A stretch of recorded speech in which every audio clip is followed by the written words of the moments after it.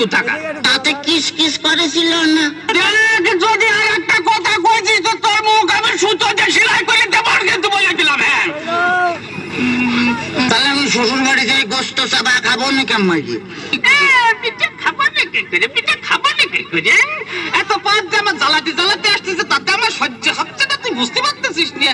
আর শোন, তোর ওই শাশুড়ি আর কি ওই ভাপা পিঠে এদিকে তো আগায়, মানে ভাপা পিঠে শ্বশুর বাজার কি দেখতো কথার দম।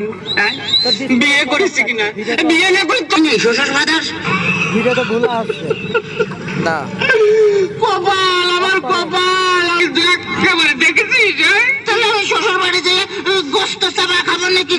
চাবার খাবার নাকি করে এই যে অবস্থা করতেছ, তাতে তাতে তুমি বুঝতে পারছো না যে গোস্ত খাবার নাকি করে?